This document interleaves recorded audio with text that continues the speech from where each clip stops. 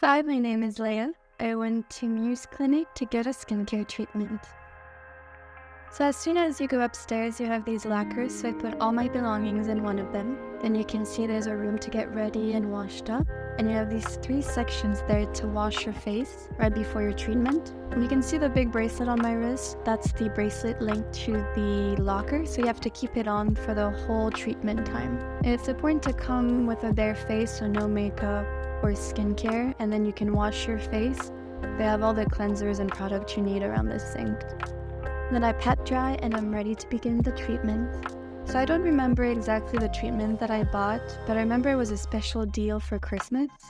It included a peeling mask, a short red light therapy session, then it was a shaping, lifting treatment, and then it was followed by a cooling mud mask. The peeling mask was fine in the beginning. After a couple minutes, it starts stinging and being uncomfortable. You have to keep it on for 5 minutes. So I was really happy to wash it off at the end. But I made a beginner's mistake.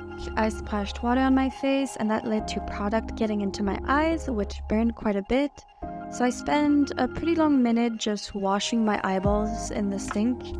And thankfully, panic was averted, eyeballs not damaged, and then I could move on to the next treatment. Then she applied the gel again that works in combination with the skin shaping.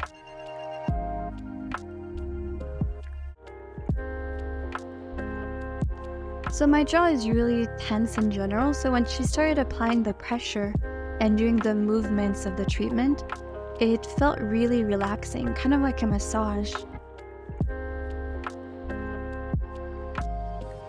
But eventually, little by little, with the continued pressure on the same areas, I started feeling my jaw getting a bit sensitive, a bit sore as well. But I enjoyed most of the time. I did a terrible job trying to videotape the red light treatment, but you can kind of see what it looked like. Same with the mud mask, you just see it briefly, but it was the most relaxing part of the whole treatment. When I was done, I looked pretty rough, so I decided to take advantage of that little room to kind of pull myself together before I went back out. It's pretty neat and has a few things you need if you want to do your hair or do your makeup before you leave. Some things to consider when you do these types of treatments are, I definitely noticed some redness on my face, specifically my cheeks and my forehead. That lasted about an afternoon, then went away.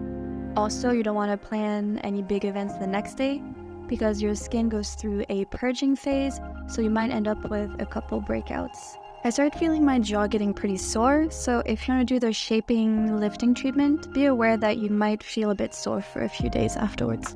They apply a generous amount of moisturizer and SPF right after you finish your treatment, so you don't have to bring any of your own products. Side note, you don't need to put extra blush after treatment because your cheeks are already red and you will look clownish.